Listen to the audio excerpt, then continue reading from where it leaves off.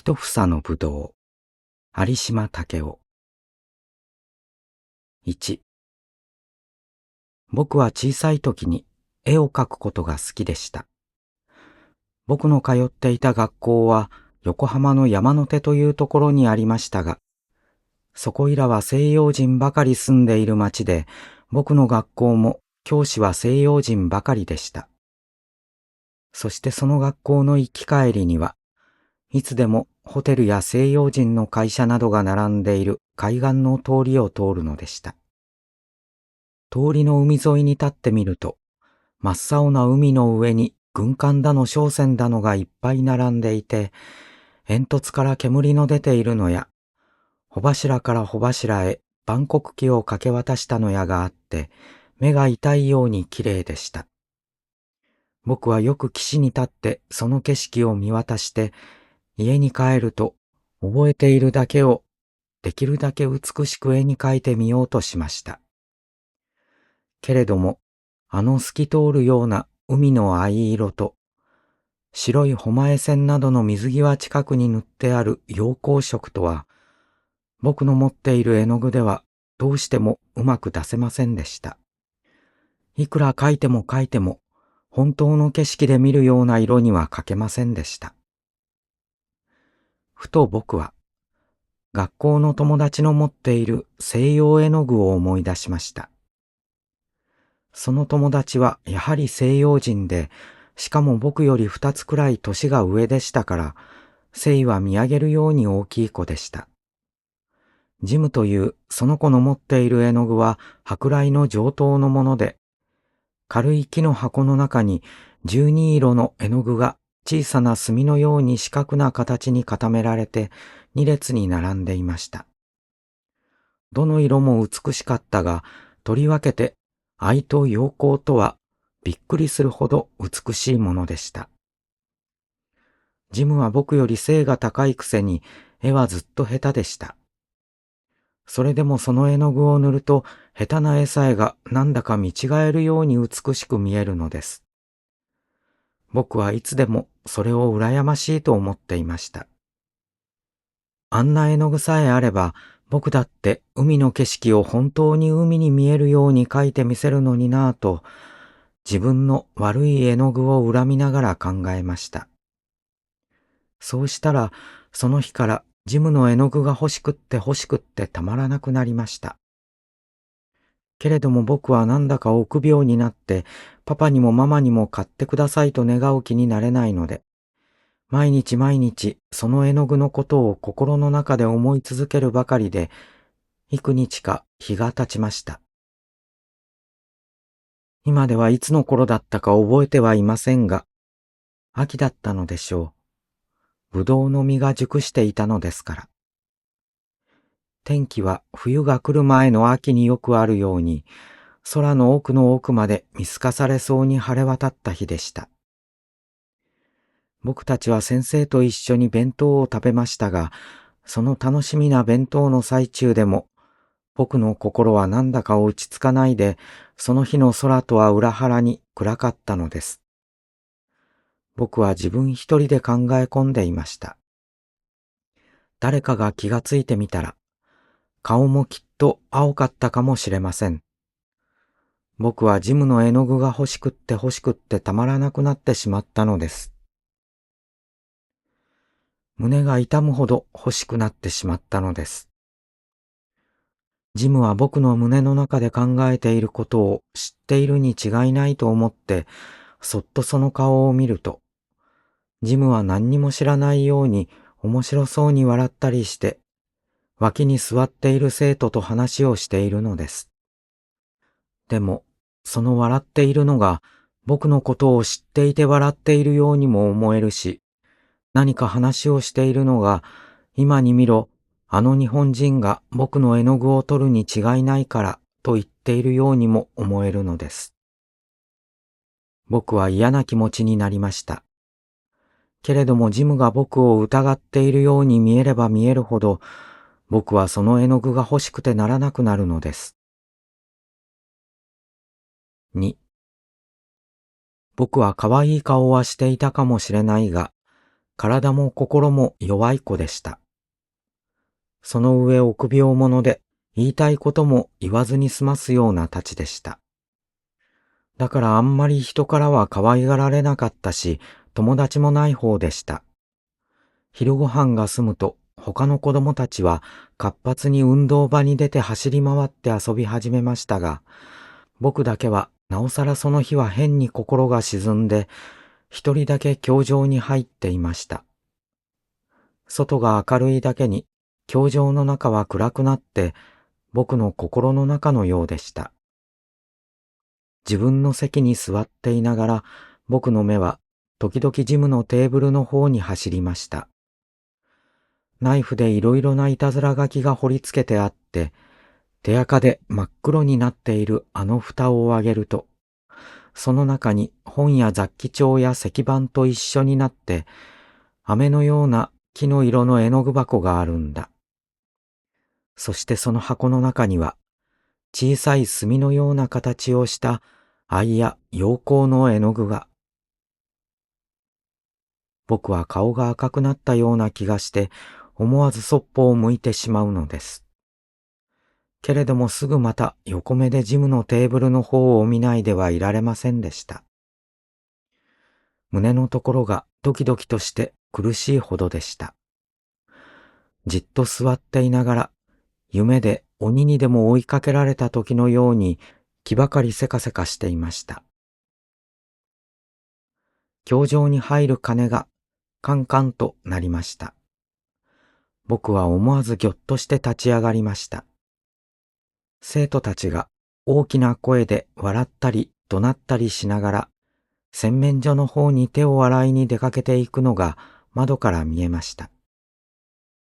僕は急に頭の中が氷のように冷たくなるのを気味悪く思いながら、ふらふらとジムのテーブルのところに行って、半分夢のように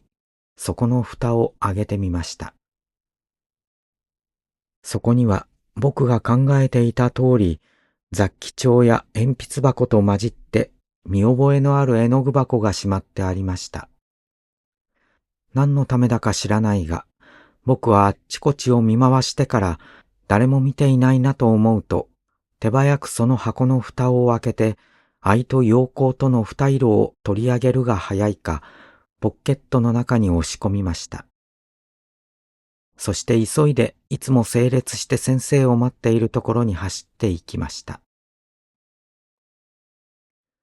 僕たちは若い女の先生に連れられて教場に入り、めいめいの席に座りました。僕はジムがどんな顔をしているか見たくってたまらなかったけれども、どうしてもそっちの方を振り向くことができませんでした。でも僕のしたことを誰も気のついた様子がないので、気味が悪いような安心したような心持ちでいました。僕の大好きな若い女の先生のおっしゃることなんかは、耳に入りは入っても何のことだかちっともわかりませんでした。先生も時々不思議そうに僕の方を見ているようでした。僕はしかし、先生の目を見るのがその日に限ってなんだか嫌でした。そんな風で1時間が経ちました。なんだかみんな耳こすりでもしているようだと思いながら1時間が経ちました。教場を出る鐘が鳴ったので、僕はほっと安心してため息をつきました。けれども先生が行ってしまうと、僕は僕の級で一番大きな、そしてよくできる生徒に、ちょっとこっちにおいでと、肘のところをつかまれていました。僕の胸は宿題を怠けたのに、先生に名を刺された時のように、思わずドキンと震え始めました。けれども、僕はできるだけ知らないふりをしていなければならないと思って、わざと平気な顔をしたつもりで、仕方なしに運動場の隅に連れて行かれました。君はジムの絵の具を持っているだろう。ここに出したまえ。そう言ってその生徒は、僕の前に大きく広げた手を突き出しました。そう言われると僕はかえって心が落ち着いて、そんなもの僕持ってやしないと、ついでたらめを言ってしまいました。そうすると3、4人の友達と一緒に僕のそばに来ていたジムが、僕は昼休みの前にちゃんと絵の具箱を調べておいたんだよ。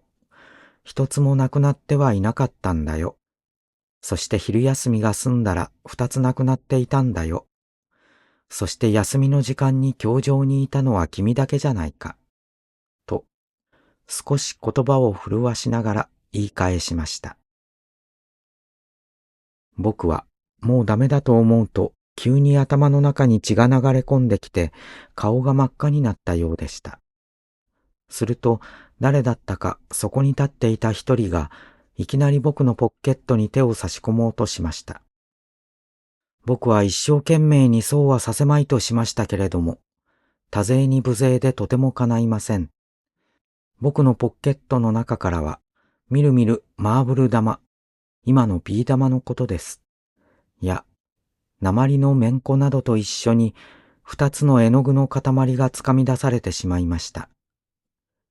それ見ろと言わんばかりの顔をして、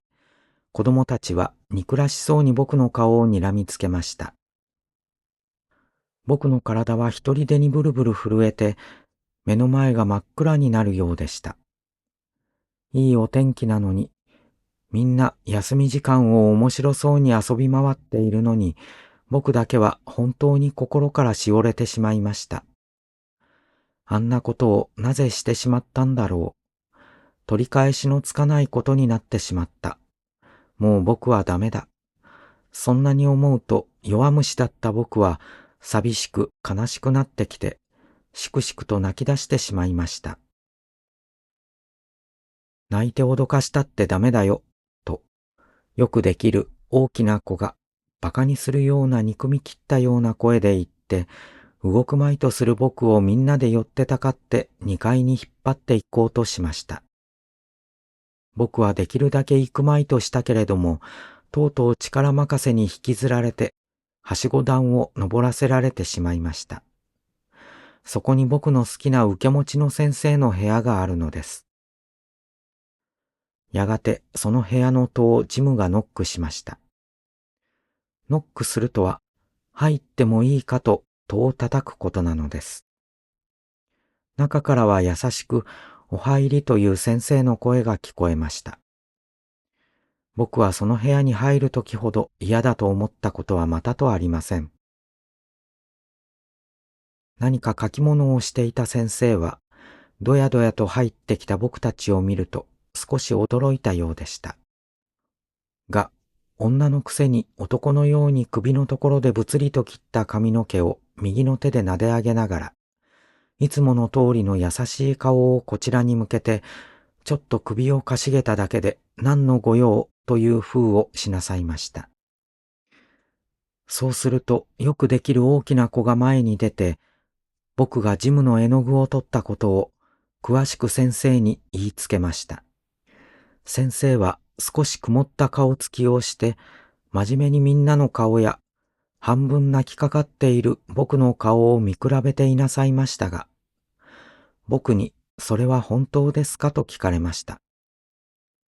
本当なんだけれども、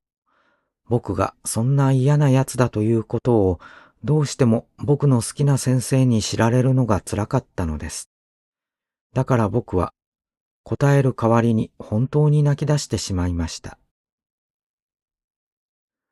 先生はしばらく僕を見つめていましたが、やがて生徒たちに向かって静かに、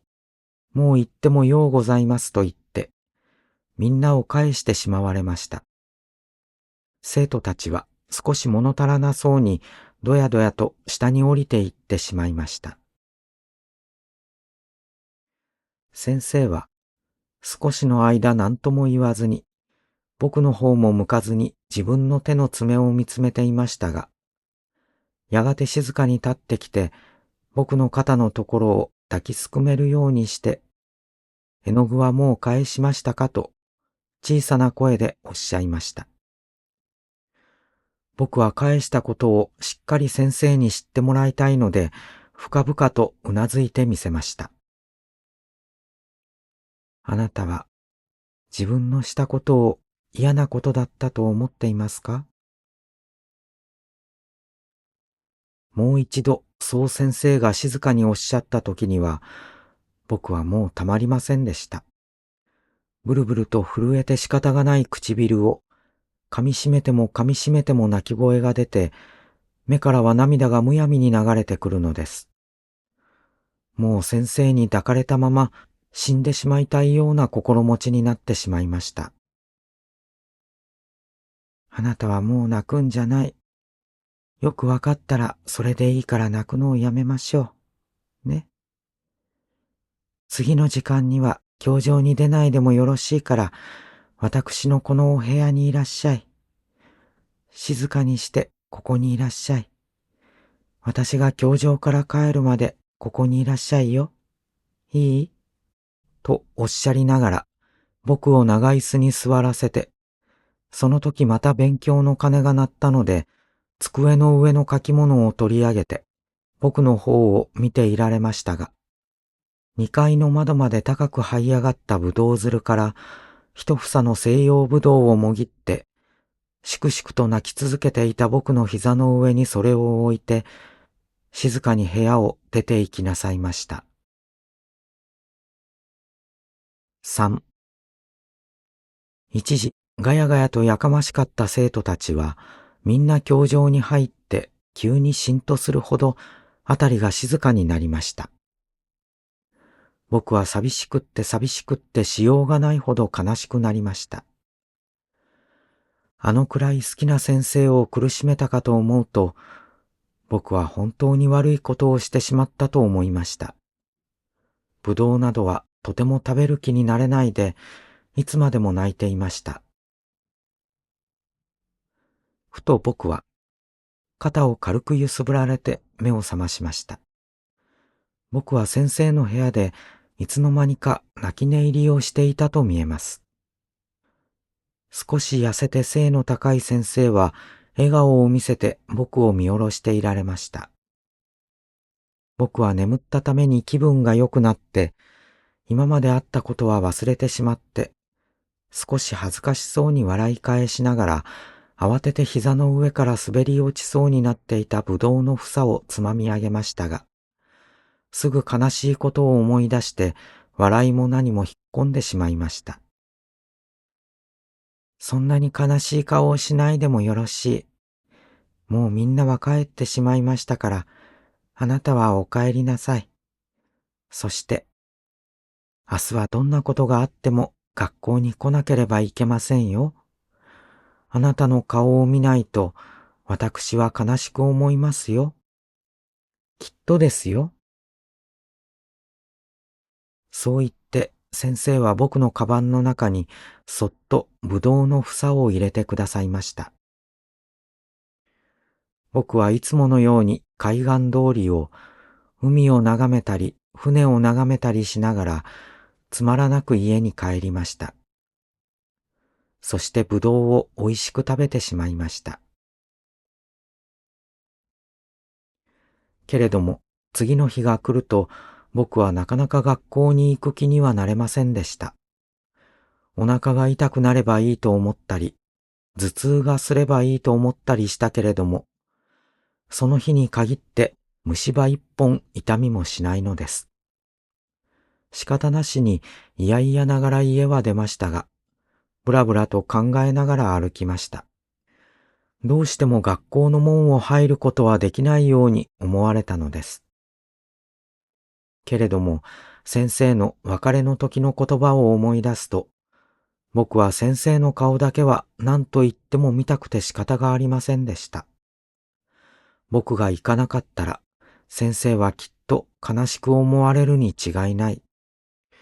もう一度、先生の優しい目で見られたい。ただその一言があるばかりで、僕は学校の門をくぐりました。そうしたらどうでしょう。まず第一に待ちきっていたようにジムが飛んできて、僕の手を握ってくれました。そして、昨日のことなんか忘れてしまったように親切に僕の手を引いてどぎまぎしている僕を先生の部屋に連れて行くのです。僕はなんだかわけがわかりませんでした。学校に行ったら、みんなが遠くの方から僕を見て、見ろ、泥棒の嘘つきの日本人が来たとでも悪口を言うだろうと思っていたのに、こんな風にされると気味が悪いほどでした。二人の足音を聞きつけてか、先生はジムがノックしない前に戸を開けてくださいました。二人は部屋の中に入りました。ジム、あなたはいい子。よく私の言ったことが分かってくれましたね。ジムはもうあなたから謝ってもらわなくってもいいと言っています。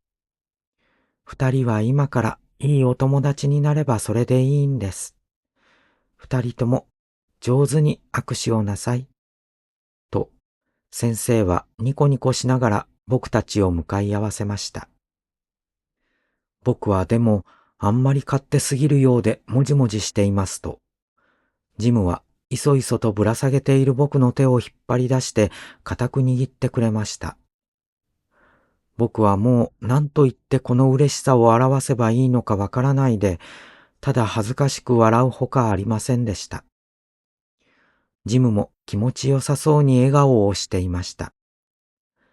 先生はニコニコしながら僕に、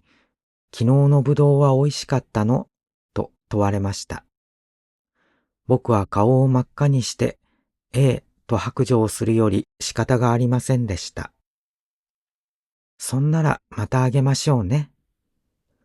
そう言って先生は真っ白なリンネルの着物に包まれた体を窓から伸び出させて、ぶどうの一房をもぎ取って、真っ白い左の手の上に粉の吹いた紫色の房を乗せて、細長い銀色のハサミで真ん中からぶつりと二つに切って、ジムと僕とにくださいました。真っ白い手のひらに紫色のぶどうの粒が重なって乗っていたその美しさを、僕は今でもはっきりと思い出すことができます。僕はその時から前より少しいい子になり、少しはにかみ屋でなくなったようです。それにしても、僕の大好きなあのいい先生はどこに行かれたでしょう。もう二度とは会えないと知りながら、僕は今でもあの先生がいたらなぁと思います。秋になると、いつでもぶどうの房は紫色に色づいて、美しく粉を吹きますけれども、それを受けた大理石のような白い美しい手は、どこにも見つかりません。